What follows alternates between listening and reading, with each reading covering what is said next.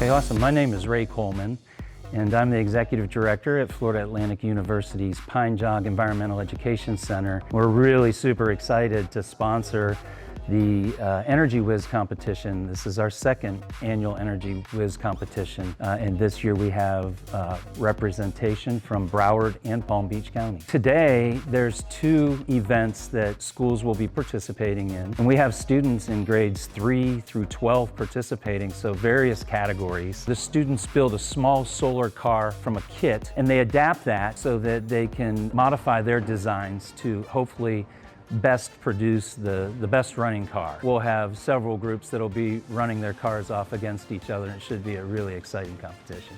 So Florida Atlantic University Pine Jog Environmental Education Center's main focus is to really help students become better stewards of the environment.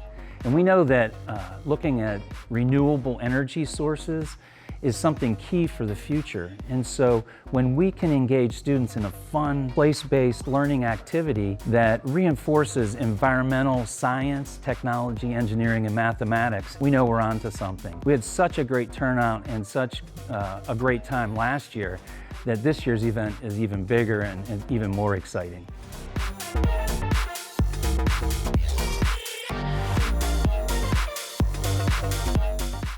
Hey guys, Daren Goldin from Goldin Solar. Welcome to another episode of Green Stuff. Today we are at Boca Raton High School and we are participating in the Pine Jog Environmental FAU Education Center and FSEC Florida Solar Energy Center. And we are judging a competition of these beautiful next generation solar race cars. This is really cool because this is a chance for kids to get involved in the process of being an engineer. They're getting to plan out what they want to build. So they get to construct something, they get to test it out in real world conditions. They're going to do time trials. These are solar powered cars, so part of the solution, kicking fossil fuel and checking out how well their cars can do in a time trial. Our team name is Goodwill Gang because our car is comprised of parts that pretty much are almost all recycled. We made the ladder for adjusting the solar panel, so depending on what angle the sun was at, we could change it depending on like where it was in the sky. So say if it's around like 3 o'clock, we can have it angled like this, and if it's like later in the day, we can have it higher up. Very nice. So what was your design process? What were your considerations? So what we thought of at the beginning was we knew that less weight would mean there would be less stress on the motor, but then we also at the same time knew that too little weight would be bad because then nothing would happen. Well, one of the basic things that we always thought of was how can we think outside of the box? Because we always realized that we were working with a standard car, so that was the first thing that we went through. And once we did that and gained a true understanding of everything, we moved on to see how we could expand our ideas. So we began with the idea of making our car as aerodynamic as possible, and we continued from there. We started to use different materials to see if we could reduce the weight and therefore reduce the friction, and we basically worked along those lines. So what we've got here is the Ray Catcher, which is pretty awesome for a name because it's a solar panel. It's a pretty rigid vehicle. A nice design. It's got a nice movement to it. So something really cool that comes up from checking out these logbooks and prototypes is that every one of these is very unique. And so what that means is that these kids really use a lot of their own creativity to develop their own prototypes. They've designed a slope in the panel, and if I had to guess, this looks like a roughly 25-degree slope. And the way that they achieve that slope is by having little pieces of balsa wood here in the back that the module rests against. What that means is that they can control the angle of the module by modifying the height of the vertical member that pushes the module up. So if they probably did some time trials and found out that a certain angle on the module resulted in better light exposure, and then they cut down the pieces of balsa to get it to the right height that resulted in the fastest speed. So we're checking out model B3 over here, and noticed something very interesting, and that is that they have a magnifying glass layer right here on top of the module.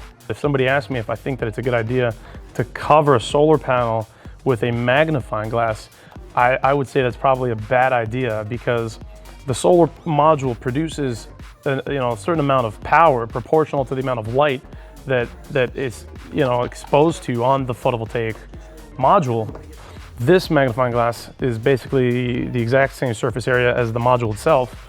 And so really it's not going to add any more light onto the module.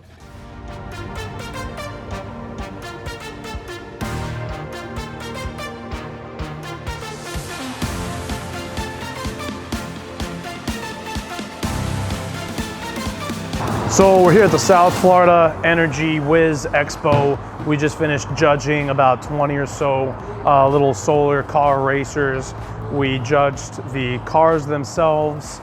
We judged the logbooks and all the records that they were keeping as they were doing the designs. And we got a chance to interview all the design teams and ask them questions about their design process and what they had in mind for why they chose these materials or these methods. A lot of fun. One of the things we found out during the process of evaluating these solar racers is that they're made to work with both solar panels for direct sunlight or batteries. And the thought process there was, in case it rained, that they'd still be able to enjoy their event and race them indoors with batteries. So as we can see here, we got a wet tennis court. It did in fact rain today. So today the racing cars are gonna happen inside the school's gym, and they're gonna run on a battery instead of solar power. But that's a great lesson to learn, that sometimes solar just doesn't work if it's raining. Sometimes it works very well when it's nice and sunny. But today, these solar race cars are gonna run on batteries. So let's check out the races.